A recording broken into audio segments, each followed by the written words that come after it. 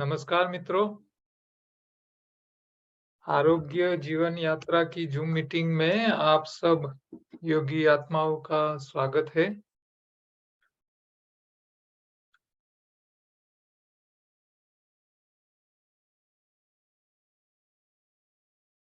योगाहार पे हम यहाँ बात करते हैं,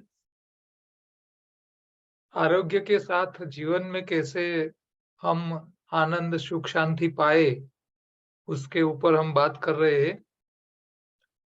कई लोग हमको पूछते हैं कि साहब क्या कच्चा खाएँगे तभी हम तंदुरुस्त रह पाएँगे या बीमारी से बाहर आ सकते हैं?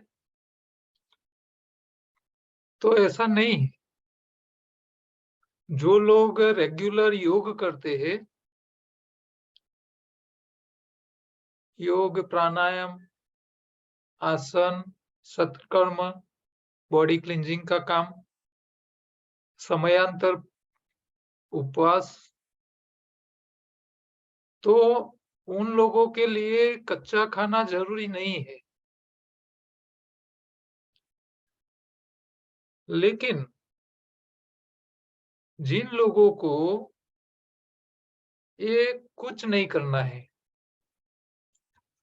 नहीं कच्चा खाना है, नहीं योगा प्राणायाम करना है, आसन नहीं करना है, नहीं आयुर्वेद की कोई ट्रीटमेंट लेनी है, तो ऐसे लोगों के लिए ठीक होने के लिए रॉ फूड यानी कच्चा आहार ही काम का है। तो यहाँ हमको क्या ध्यान रखना है? मैं आपको सिंपल सी बात बताऊँगा।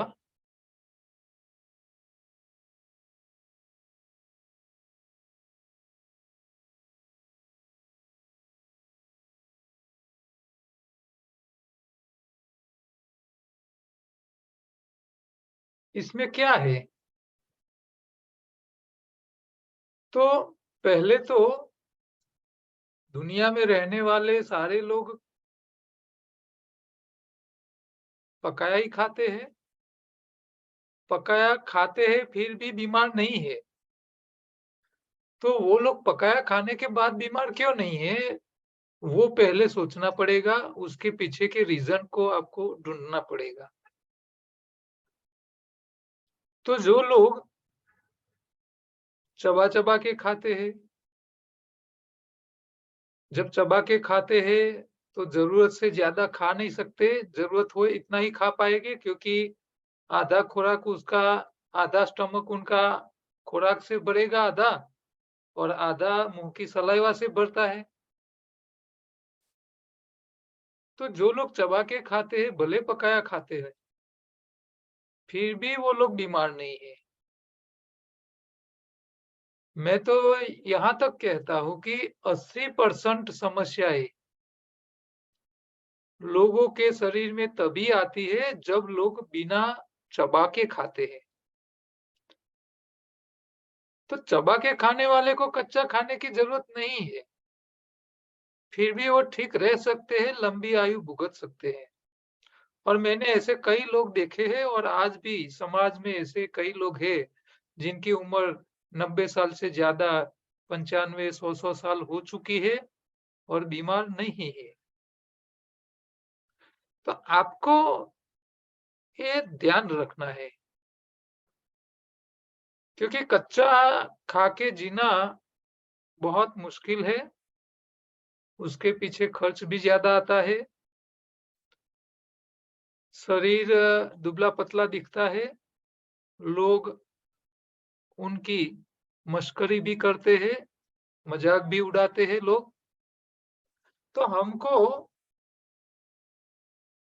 अकेले कच्चे पे नहीं रहना है, अकेले रॉ फूड पे रह के शरीर तो ठीक रहेगा, लेकिन उसमें थोड़ी दिक्कतें भी है, खर्च भी बढ़ जाता है, लोगों का लोगों के जो है, उसका सामना भी करना पड़ता है।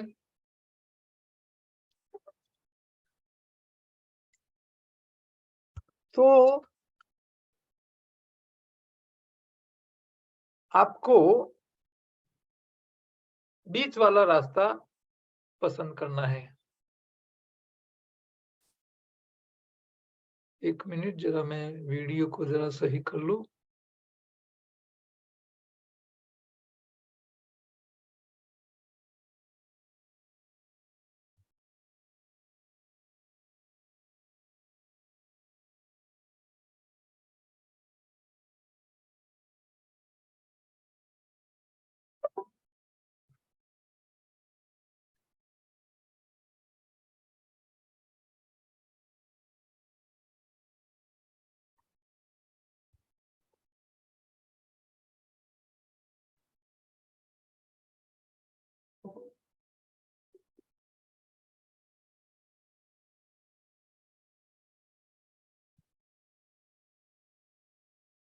तो आपको कच्चे का भी ध्यान रखना है, थोड़ा पकाया के भी ध्यान रखना है। आपको मैं योगाहार में यही बात समझाता हूँ कि भी कौन से चीज को पका के खाने की आवश्यकता है, शरीर के लिए क्या अच्छा है, कौन सी चीज को बिना पकाए खाने से फायदा ज्यादा है, कौन सी चीज को पका के खाने से फायदा ज्यादा है। ये दोनों बात आपको ध्यान में रखनी चाहिए। अच्छा, बीवी चौहान साहब जो है वो लोगों को कच्चा खिला के ठीक कर रहे हैं। अच्छा, आपने डॉक्टर खादिरवली का नाम भी सुना होगा। तो डॉक्टर खादिरवली लोगों को पकाया खिला खिला के ठीक कर रहे हैं। अब एक व्यक्ति रॉ फूड खिला के ठीक कर रहा है और एक व्यक्ति कच्चा खिला के ठीक कर रहा है। अब दोनों में हमारे लिए अच्छा क्या है? दोनों सही है अपनी जगह, दोनों अपनी अपनी सिस्टम दोनों की काम कर रही है, दोनों की काम कर रही है, दोनों में बेनिफिट मिल रहा है। तो हमको दोनों का जो अच्छा है वो ले लेने का। मान लो चौहान साहब कच्चा खिलाते हैं, तो हमको क्या ध्यान रखना है कि कच्चा कौन सा हमारे लिए अच्छा है और कौन सा कच्चा हमारे लिए फायदेमंद नहीं है, ये ध्यान रखना चाहिए। अच्छा, तो खादर वली साहब का जो कॉन्सेप्ट है उसमें सारी चीजें पका के खिलाते हैं। तो इसमें पकाए में कौन सा हमारे लिए फायदा है और कौन सी चीज पका के खाने से नुकसान क्या है। तो दोनों की अच्छाइयाँ और दोनों की मर्यादाएं, बुराइयां तो कुछ है नहीं, दोनों में मर्यादा जरूर है। तो ये मर्यादा क्या है उसको हमको ध्यान रखना है। ये बात आपको समझ में आ जाएगी, फिर आपको दिक्कत नहीं आएगी। तो पहला, योगाहार में मैं ये बात बताता हूं कि शरीर को खुराक कितने टाइप का चाहिए। दूसरा, शरीर को कहाँ कहाँ क्लींजिंग करना है, कि कौन से पार्ट में किस प्रकार का कचरा इकट्ठा होता है और इसके कारण क्या बीमारी आती है। तो ये दोनों बात आपको पता चल जाए कि भी कौन से खुराक को पकाया खाने से फायदा है, कौन से खुराक को कच्चा खाने से फायदा है, हमको दोनों ध्यान रखना है। और शरीर में कहाँ कचरा इकट्ठा होता है और कौन से कचरे से किस टाइप की बीमारी हम निकाल सकते हैं, इसमें से हम बाहर आ सकते हैं। तो ये दोनों जो चौहान साहब कर रहे हैं, कच्चा खिला के ठीक कर रहे हैं, खादिरवली पकाया खिला के कर रहे हैं लोगों को ठीक, तो ये दोनों की अच्छाइयां हमारे पास आ जाएगी, मर्यादाएं छूट जाएगी, ये ध्यान रखना है। तो हमने योगाहार में आपको क्या बताते हैं हम आपको, कि भी जो खुराक पानी में तैरता हो, यानी पत्ती सब्जी फल, ये तैरने वाले खुराक जो है उसमें न्यूट्रिशन होता है ज्यादा और कैलोरी कम होती है। अच्छा, जो वजनदार है, कंदमूल से लेके अनाज, दालें, कठोर, ड्राई फ्रूट्स, जो भारी है वजन में, पानी में डालने से नीचे बैठती है, ऐसी सारी चीजें ज्यादातर कैलोरी वाली है, उसमें पोषक तत्व कम होते हैं, न्यूट्रिशन कम होते हैं।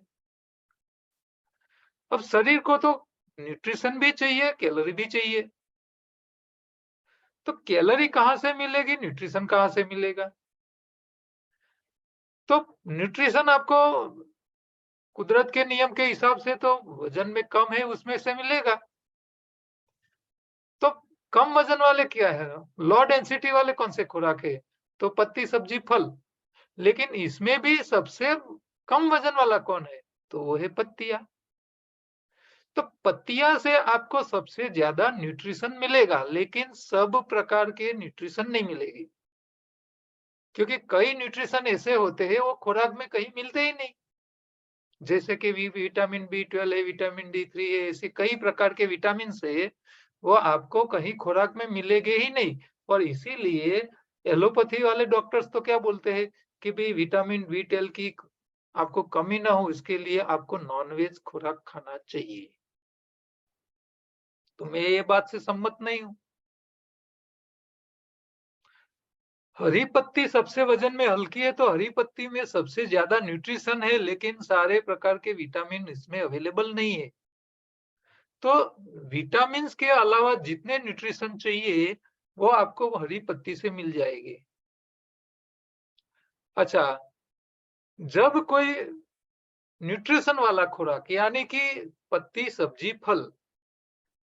अब सब्जी और पत्ती दोनों में न्यूट्रिशन है, लेकिन वजन में हल्का पत्ता है सब्जी के कंपैरिजन में। तो सब्जी में कम न्यूट्रिशन है पत्तियों के हिसाब से। लोग न्यूट्रिशन के लिए सब्जी खाता है और कैलोरी के लिए हम अनाज खाते हैं, क्योंकि अनाज वजन में भारी है तो वो ताकत देता है। जो कैलोरी देगा वो न्यूट्रिशन नहीं देगा, न्यूट्रिशन देगा वो कैलोरी नहीं देगा। अब पत्ती जो सब्जी हम खा रहे, लेकिन हम गलती क्या करते हैं देखो, कि भी आप सब्जी लाए, बैंगन लाए, लौकी लाए, कोबीज लाए, ऐसी वजन में हल्की सब्जी ले आए आप, उनको काटा आपने। अब जो सब्जी काट दिया वो पानी में डालोगे तो वो तैरेगी, वो बैठेगी नहीं। पानी में तैरती है, इसका मतलब उसमें पोषक तत्व भरे पड़े हैं। अब ये काटी हुई सब्जी आपको खानी थी, लेकिन आपने उसको क्या किया, खाने की जगह तड़का लगाया, कुकर में डाल दिया, उबाल दिया, गरम किया, पकाया। अब पक गया जो सब्जी, पकने के बाद आप पानी में डालो तो नीचे बैठ जाएगा, यानी हाई डेंसिटी हो गई, वजनदार हो गई। और कुदरत तो क्या बोलती है कि जो खुराक पानी में नीचे बैठता है वो कैलोरी देता है, यानी न्यूट्रिशन खत्म हो जाते हैं। हम सबसे बड़ी गलती यहाँ करते हैं। मनुष्य की गलती दूसरी, एक तो चबा के नहीं खाता है, वो सबसे बड़ी गलती है। दूसरी बड़ी गलती यहाँ होती है कि जो न्यूट्रिशन वाली चीज है उसको पका के खाता है, पकाने से उसके न्यूट्रिशन खत्म हो जाते हैं। अब न्यूट्रिशन खत्म हो जाते हैं, कम हो जाते हैं, लेकिन यहाँ सब्जी की जगह पत्ती वजन में कम है, हल्की है, तो पत्तियों में ज्यादा न्यूट्रिशन है, तो हमको न्यूट्रिशन के लिए पत्तियां ही खानी चाहिए। उसकी चटनी बनाओ, जूस बनाओ, जो भी फॉर्म में। हमने उसके पाउडर फॉर्म भी बना दिए, रेडी टू यूज, सीधा पानी में डाल दो, मिक्स करो, पी लो। अच्छा, उसकी गोलियां बना दिए हैं। हाँ, बच्चे लोग को जूस भी पीना अच्छा नहीं लगता है हरी पत्तियों का, तो वो पिएगे नहीं, तो उनके लिए दे देते हैं कि चलो गोली ले लो, आपको हरी पत्तियों की गोली हमारे अहमदाबाद गांधीनगर के सेंटर पे मिल जाएगी। कोई भी व्यक्ति बीमार हो ना हो, बच्चे है, बूढ़े हो, जुआन हो, हर व्यक्ति, छोटे बच्चे से लेके बुजुर्ग, सब लोगों के लिए हरी पत्ती शरीर में सबसे ज्यादा न्यूट्रिशन देने वाला खुराक है और खाना ही चाहिए, बीमार हो या तंदुरुस्त हो सबको। तो हरी पत्तियों से न्यूट्रिशन मिल गए आपको। हरी पत्तियों के साथ हरा रंग आता है जो क्लोरोफिल होता है। कुदरत ने एक व्यवस्था बना के ही रखी है कि ये क्लोरोफिल जब शरीर में जाता है तो न्यूट्री कन्वर्ट हो जाता है क्लोरोफिल में से हीमोग्लोबिन, और नेचुरल हीमोग्लोबिन बन जाता है। और शरीर में जितना नेचुरल हीमोग्लोबिन ज्यादा, उतना आपके शरीर के पांचों तत्वों का मैनेजमेंट ज्यादा अच्छा, तो आपका खून बढ़िया बन जाएगा, ज्यादा हीमोग्लोबिन बन जाएगा, 5 तत्वों का मैनेजमेंट सही होने चालू हो जाएगा। तो हरी पत्ती जो है वो हमारे लिए रॉ फूड खानी ही सबसे अच्छी है, बेटर है। उसको पका के खाने से फायदा नहीं है। हाँ, ये ध्यान रहे जो लोग साउथ इंडिया के इलाके में रहते हैं जहाँ साल भर ज्यादा नमी यानी मॉइस्चर रहता है हवा में और गर्मी भी ज्यादा रहती है, तो गर्मी और नमी जब जहां ज्यादा रहता है वो इलाके में पत्तियों के ऊपर छोटी-छोटी फंगस, फूग, छोटे-छोटे जर्म्स, चिकास बहुत होता है। अब वो लोग वो पत्ती खाएंगे तो पेट में गड़बड़ी होने के चांसेस है, गैस होने की चांसेस है, जम्स जाएंगे पेट में तो शरीर में दिक्कत करेंगे। तो जहां ऐसे इलाके हैं और जहां ज्यादा उस टाइप का एटमोसफियर, मान लो हम गुजरात में है तो गुजरात में बारिश के मौसम में भेज होता है ज्यादा, गर्मी भी होती है, भेज भी होता है, तो जितने भी हम पत्तियां लाते हैं वो चिकास वाले हो जाते हैं। फिर वो खाने से फायदा शरीर को तो मिलता ही है लेकिन गैस की समस्याएं बढ़ जाती है, पेट में गड़बड़ी बढ़ जाती है। तो चौमासा यानी बारिश के मौसम में ये पत्तियों को सीधा नहीं खाने चाहिए, कच्चे नहीं खाने चाहिए, या तो उसका पत्तियों का चिकास निकाल देना चाहिए, नमक वाले पानी में भिगो के रख के, या तो एप्पल विनेगर से वॉश करके, या तो आपको ओजोनाइजर ट्रीटमेंट वाला जो मशीन होता है उसका जो पानी बनता है उसमें आप वो पत्तियां डाल के ये जम्स को पहले मारना पड़ता है, फिर आपको पत्ती कच्ची खा सकते हो। तो पत्ती कच्ची मेरे हिसाब से सर्दी के मौसम में खानी चाहिए, ठंडी मौसम में और गर्मी में। जैसे बारिश चालू हो जाए फिर पत्तियों को या तो जम्स फ्री करके खाओ या तो उसको थोड़ा उबाल के खाओ। उबालने से थोड़ा नुकसान होगा न्यूट्रिशन का, लेकिन आपको पेट में गड़बड़ी नहीं करेगा। तो पत्तियों से न्यूट्रिशन मिल गए, क्लोरोफिल मिल गया जो हमारा नेचुरल हीमोग्लोबिन बनाता है, जो पांचों तत्वों का मैनेजमेंट करता है। अब रही बात कैलोरी की। अब कैलोरी हमको वजन वाली चीज में ही मिलेगी, तो अनाज सबसे ज्यादा वजन वाला है, इससे ज्यादा वजन वाला है ड्राई फ्रूट्स। तो ड्राई फ्रूट्स में सबसे ज्यादा कैलोरी है, इसके पीछे अनाज का नंबर आता है, गेहूं, चावल, मकई, बाजरा, लिटिल मिलेट सब। तो ये कैलोरी देते हैं, लेकिन आप अनाज सीधा खा नहीं सकते कच्चा, तो उसको उबालना जरूरी है। आप उसको उबालिए तो कैलोरी वाला है, कैलोरी ही रहेगी, और उबाल के आप खाओगे तो उसका डाइजेशन जल्दी हो जाएगा, आपको डाइजेस्ट होने में दिक्कत नहीं होगी, शरीर को जरूरी कैलोरी मिल जाएगा। हमारा उद्देश्य क्या है, हमको कैलोरी मिलनी चाहिए।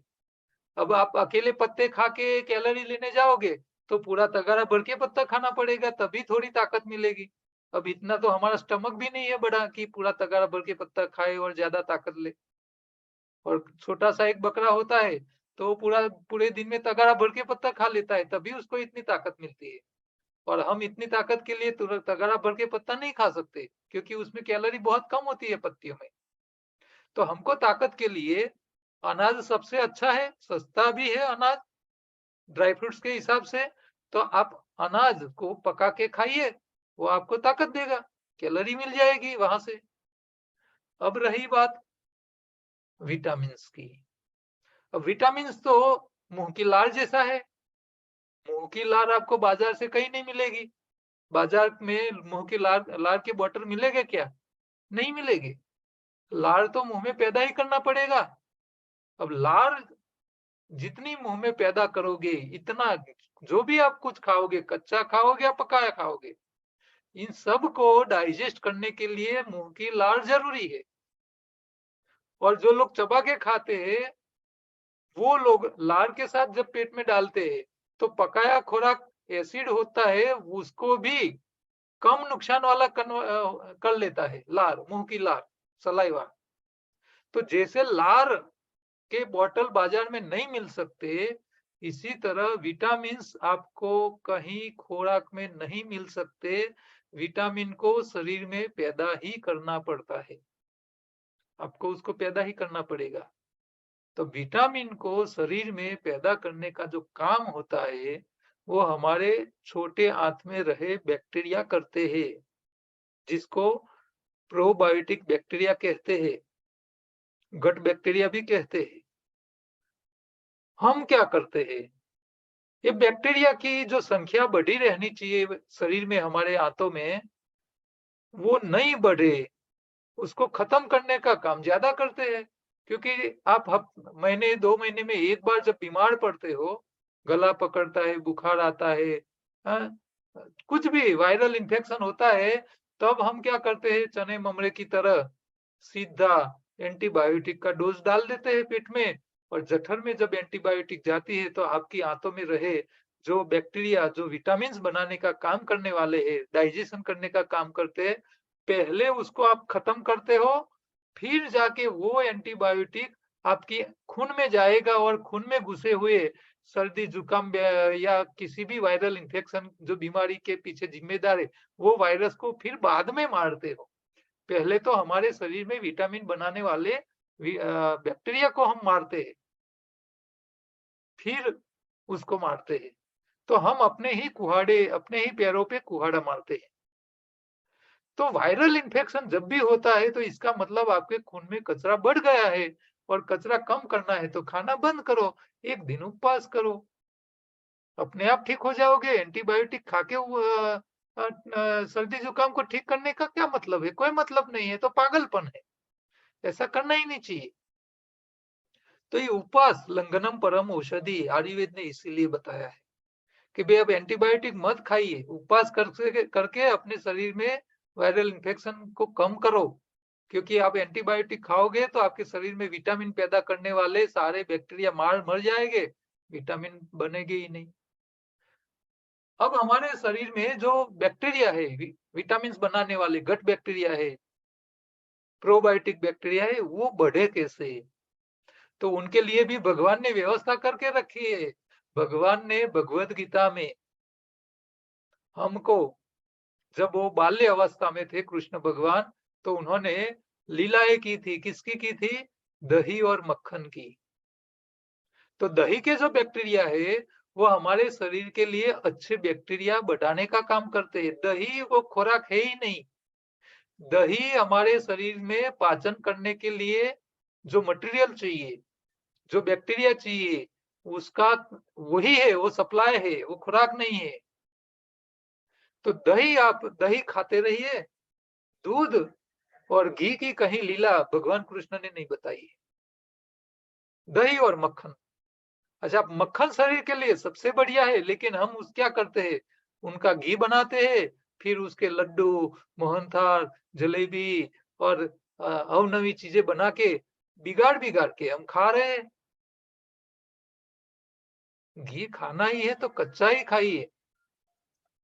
आपको उसको गर्म करके खाने से कोई फायदा नहीं है। और मैंने तो देखा है, देसी गाय का घी 2-2 हजार रुपया किलो लोग लाते हैं, फिर उसका सिरा बनाते हैं, लड्डू बनाते हैं, गरम करके फ्राई कर करके खा रहे, तड़का लगा लगा के खा रहे घी। ये तो पागलपन है, ऐसा नहीं करना चाहिए। इससे अच्छा है मक्खन ही खा लो। हाँ, दूध ले आओ देसी गाय का, उसका दही बना दो, उसका मक्खन निकालो और मक्खन ही सीधा खा लो। अब 2 हजार रुपया किलो घी का पैसा खर्च करने की जगह 2 हजार रुपये का दूध लाओ, उसका दही बना के मक्खन करके खाओ तो भी सस्ता पड़ेगा और शरीर में फायदा ही फायदा है। हाँ, जो घी फायदा नहीं करेगा इससे ज्यादा तो ये कर लेगा। ऐसा क्यों करते हो? हाँ, ये पागलपन है, नहीं करना चाहिए, मेरे हिसाब से तो नहीं करना चाहिए। ठीक है, तो शरीर में विटामिन का सोर्स हमको मिल गया दही से, न्यूट्रिशन का सोर्स मिल गया हरी पत्तियों से, शरीर में नेचुरल हीमोग्लोबिन का सोर्स मिल गया हमको पत्तियों से, कैलोरी का सोर्स मिल गया हमको, जो वजन वाली चीजें है वो सब आपको वजन ही ताकत ही देगी। अच्छा, कैलोरी का दूसरा सोर्स क्या है? तो जो चीज में चर्बी है वो भी कैलोरी देता है, जो चीज में प्रोटीन है वो भी कैलोरी देता है। यानी दालें, कठोर जितने भी है वो प्रोटीन वाले थे। तो प्रोटीन आप खाइए, उसको पका के खाओगे तो यूरिक एसिड बढ़ेगा, खून में वायु प्रकृति बढ़ेगा, जोड़ों का दर्द, जोड़ों में सूजन आ जाएगी। तो प्रोटीन खाना ही है तो आप कठोर खाइए, दालें खाइए, लेकिन उसको उबालो मत, उसको अंकुरित करके खाइए। आपके पास ऑप्शन है, अंकुरित करके खाओ तो यूरिक एसिड नहीं बढ़ेगा, प्रोटीन भी मिल जाएगा, शरीर में नुकसान नहीं है। अच्छा, कार्बोहाइड्रेट्स भी शक्ति देता है, तो कार्बोहाइड्रेट सिर्फ अनाज में ही होता है ऐसा नहीं है। आप आलू खाइए तो उसमें भी कार्बोहाइड्रेट्स है। आप बीट रूट खाइए, गाजर खाइए, आप जितने भी कंदमूल है उसमें सब जगह आपको कार्बोहाइड्रेट्स मिल जाएगा। अच्छा, जितनी चीजें मीठी है, मीठे फल भी कार्बोहाइड्रेट्स है, वो भी ताकत देते हैं। आप गन्ने का रस पीजिए, ताकत मिल जाएगी। अब ज्यादा मीठा खाओगे तो कफ बढ़ जाएगा, खर्च नहीं करोगे तो खाने के बाद, तो कफ न बढ़ जाए इसका भी ध्यान रखो, ओवरडोज मत करो। अति सर्वत्र वर्ज्यते, तो बोला ही है शास्त्रों ने कि किसी खुराक का अति मात्रा में आहार नहीं करना चाहिए, ज्यादा नहीं खाना चाहिए। तो आप मीठी चीज खाओ, आपको कार्बोहाइड्रेट्स मिल जाएगा, कैलोरी मिल जाएगा। फल, मीठे फल खाइए, कार्बोहाइड्रेट्स ही है, ताकत देते हैं। तो मीठी चीजें, वजनदार चीजें, अनाज, दाल, प्रोटीन, चर्बी युक्त सब वो कैलोरी देते हैं। अच्छा, चर्बी युक्त जो खुराक है उसको गर्म करके नहीं खाना चाहिए, रिफाइन करके खाओगे तेल को तो वो ब्लॉकेज बढ़ाएगा। और वही तेल कच्चा खाइए, कच्ची घानी का तेल खाइए तो ब्लॉकेज से बचाएगा, हार्ट अटैक से बचाएगा आपको। और हो भी गया है तो धीरे धीरे निकाल देगा। अच्छा, आप दूसरी गलती बड़ी हम क्या करते हैं कि भी हम जब भी खुराक को पकाते हैं तो इसमें नमक डाल के खाते हैं। अब नमक जब गर्म होके जाता है तो हमारे शरीर में स्केलिंग हो जाता है, किडनियों में स्टोन हो जाता है, लीवर में भी छोटे छोटे स्टोन के टुकड़े हो जाते हैं, आपके गॉल ब्लेडर में भी स्टोन बन जाते हैं, आपके हृदय की नलियों में भी वो स्केलिंग हो जाती है, हृदय की नलियां हार्ड हो जाती है, फिर बीपी बढ़ने लगता है। तो जहां जहां स्केलिंग हो गया है या आपकी आंखों में मोतियाबिंद आ जाता है तो वो क्षार का है, नमक का, ज्यादा नमक खाने से ये सारी समस्याएं आती है। तो उसको तोड़ने का काम कौन करेगा? तो खट्टे फल, आप नींबू पानी है, पाइनएप्पल है, ऐसे खट्टे फल खाइए तो वो क्षार टूट जाएगा। फैटी लीवर हो गया है क्षार के हिसाब से तो वो भी निकल जाएगा। किडनी में स्टोन है तो धीरे धीरे पिघल जाएगा। प्रोस्टेट की समस्या है इस कैल्सिनेशन के कारण, जो मसल्स है वो स्टिफ हो गए तो वो भी सॉफ्ट हो जाएंगे, लूज हो जाएंगे। तो खट्टा का काम ये है। अभी आंवला, एक ठंडी की मौसम में आंवला आता ही है तो उसका सेवन करना रखिए आप। तो मीठा चीज ताकत देती है, वजन बढ़ाती है, कफ बढ़ाती है। अच्छा, तीनों टाइम पकाया और दालें पका के खाने वाले को खट्टी चीज अ, खून में वायु प्रकृति बढ़ाती है, वजन कम करती है और वायु प्रकृति के हिसाब से जोड़ों में दर्द बढ़ जाता है, सूजन आ जाती है। और खट्टा आपको ज्यादा खाने से वजन भी कम करता है। तो खट्टा जा के ये फायदे हैं, गैरफायदे भी है। अच्छा, तीखा तो सिर्फ मुंह में पानी लाने के अलावा कोई काम नहीं करता है, नहीं ताकत देता है, नहीं रिपेयर करता है, नहीं सफाई करता है। तो तीखा का काम है पित्त बढ़ाना। तो कफ, पित्त और वायु, ये खट्टा, तीखा, मीठा, या खट्टा है वायु, मीठा है कफ और तीखा पित्त, ये तीन ही कफ, पित्त, वायु के पीछे जिम्मेदार है। उसका प्रयोग प्रमाण सर कीजिए, आपके शरीर में समस्याएं रहेगी नहीं। कड़वा का काम है वायरस मारना, तो स्वाद भी अपने काम करते हैं। तो सारी बातें हम आपको यहाँ सिखाते हैं। तो योगाहार ये पूरा आहार का इंजीनियरिंग है। इसमें शरीर में न्यूट्रिशन, विटामिन से लेके या नेचुरल हीमोग्लोबिन से लेके कैलोरी से लेके सारी बातें, शरीर में कचरा इकट्ठा आंतों में हो गया है तो कैसे निकालना है, खून में कचरा इकट्ठा हो गया है तो कैसे निकालना है, और ऑर्गेन में कचरा हो गया है, हाँ, तो वो कैसे निकालना है, सारा बातें हम योगाहार में सिखाते हैं। तो ओवरऑल मैं ऐसा कहता हूँ कि योगाहार ही सब समस्याओं का एकदम कम से कम इफेक्ट वाला, साइड इफेक्ट वाला सॉल्यूशन है। तो नहीं आपको अकेले कच्चे पे रहना है, नहीं अकेले पकाया खा के जीना है। आपको ध्यान रखिए कि कौन सी चीज से फायदा है, कौन सी चीज किस तरह खाने से नुकसान है, बस ये बातें समझ लेनी आवश्यक है। तो योगाहार में ये सारी बातें हमने कवर करके रखी है। अब हमारे पास 6 मिनट के आसपास बचा है। पिछली बार भी हम एक व्यक्ति का ही सवाल ले पाए थे। जिन लोगों को सवाल है उन्होंने हैंड रेज करके रखा है, मैं उनको अनम्यूट करता हूँ। आप सीधे सीधे सवाल ही पूछिए, तो मैं उसका जल्दी आंसर दे दूंगा आपको। भरत भाई ब्रह्मभट्ट, दूसरे है निर्मला, और तीसरे है नंबर वाले है वीडियो वाले जिन्होंने हैंड रेज किया है। बोलिए आप भरत भाई। Hello hello sir. जी बोलो बेन। હા અમે ગુજરાતીમાં વાત કરું ને હું। हाँ हाँ बोलो बोलो। હું શું કહું છું, મારી બેનને છે ને અહીંયા આંખે કાળા બહુ કુંડાળા થઈ ગયા છે ને અહીંયા ગાલ પર છે ને બહુ ટપકા થઈ જાય, તો શું કરવાનું?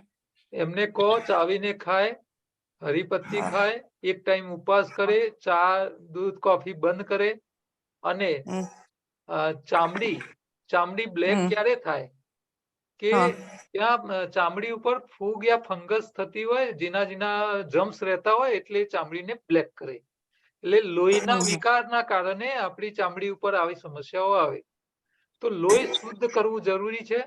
એમને કહો કે ખટ્ટું ખાવાનું રાખે, ઇન્ટરમીડિયેટ ફાસ્ટિંગ રોજે રોજ કરે, 24 માંથી 16 કલાક નહીં ખાવાનું, 8 કલાકની વચ્ચે ખાવાનું, અડધાથી વધારે કાચું ખાવાનું, અડધાથી ઓછું પકાયું ખાવાનું, અને ખટાશ ખાઈને લોહીની સફાઈ કરો।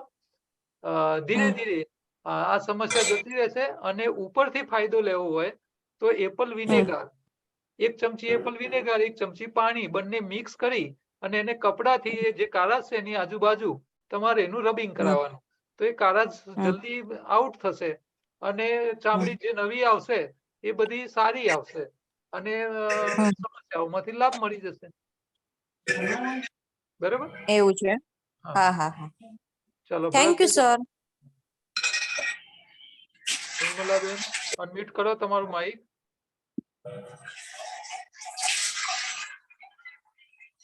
આ બીજા બધાના મ્યુટ કરી દઉં પહેલા। ચલો ચલો ભરતભાઈ તમે ફરીથી અનમ્યુટ કરો।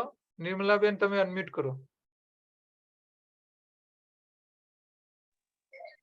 હેલો હા બોલો ભરતભાઈ। રાજેશભાઈ, હા એટલે હું છે ને 3 વર્ષથી આ સિસ્ટમ ફોલો કરું છું। જી મને સિસ્ટમનો ફાયદો દેખાય છે, પણ જે બેલીનો જે ભાગ છે ને, પેટનો ભાગ, એ ઓછો થાય એના માટે શું કરવું જોઈએ? હા એ ચરબીને ઓગાળવાની છે, એટલે તમે ચરબી નથી લાગતી પણ ખબર નહીં એમાં જે સ્ટમક જે છે એ છાતી કરતા થોડું 1-2 ઇંચ ઓછું હોવું જોઈએ એવું થવું જોઈએ ને? ના લેવલમાં છે તો બહુ ચિંતા નથી। બાર છે તો આમાં બે વસ્તુ હોય, એક તો કાં તો તમારા આંતરડાઓમાં જૂની ગંદકી લાંબા સમયની પડી હોય જે નીકળી ન હોય તો એનીમાનો પ્રયોગ કરવાથી એ નીકળે। ખટ્ટા ગ્રીન જ્યુસ, ખાટા જ્યુસ વધારે પીવાથી આંતરડાની ગંદકી તૂટીને નીકળી જાય। અને જો તમારું લીવર જો ફૂલી ગયેલું હોય, કારણ કે ફેટી લીવર થઈ ગયું હોય તો પછી એના કારણે બી પેટનો ઘેરાવો થોડો મોટો દેખાતો હોય છે। નહીં એવું એટલો એબનોર્મલ ઘેરાવો નથી, એમ તો બધું ખાસું ઓછું થઈ ગયું છે। ઓકે, પણ જે કેવું ને ફ્લેટ ટમી એવું નથી, એમ એકદમ સીધી નથી। 2-3 ઇંચ જેવું લાગે છે। ઓકે, તો તમે છે ને થોડા ટાઈમ ખટાશ ઉપર વધારે રહો, ખાટા સિટ્રસ ફ્રૂટ વધારે ખાવાના રાખો, અને એનીમા ન લેતા હોય તો એનીમાનો પ્રયોગ કરો, અથવા એનીમા ન લઈ શકતા હોય તો આપણા ત્યાં ત્રિફલા ને મળશુદ્ધિ બંને આવે છે, બંનેની અડધી ચમચી તમારે રોજ રાતે લઈ લેવાની, એટલે પેટ સાફ રહેશે। અને થોડા દિવસ ખાટાનો ડોઝ વધારે રાખો, તીખું અને તેલ વાળું અને ગરપન વાળી ચીજો થોડા દિવસ એકદમ ઓછી કરી નાખો, અનાજ ઓછું કરી નાખો, તો એ જે તમારી 1-2 ઇંચની સમસ્યા છે એ અઠવાડિયા 15 દાડામાં જ ક્લિયર થઈ જશે। અને એનીમા માટે એક મારે પૂછવું હતું કે એનીમા છે ને હું શરૂઆતમાં લેતો હતો, પછી વચ્ચે બંધ કર્યું, એ વખતે પેટ એકદમ ઇઝીલી ક્લિયર થઈ જતું હતું, પછી છેલ્લા લગભગ 4-6 મહિનાથી હું એનીમા લઉં છું, અને એનીમા જો ના લેવાય ને તો બરોબર નથી લાગતું એમ।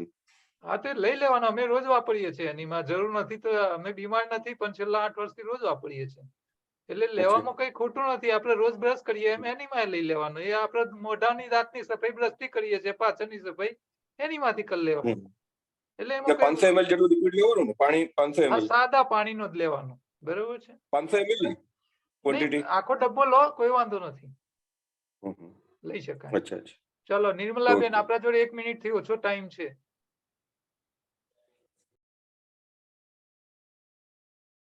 નીતાબેન અનમ્યુટ કરો। નિર્મલાબેન લાગતા નથી. હેન્ડ રેઝ કર્યો છે નીતાબેન.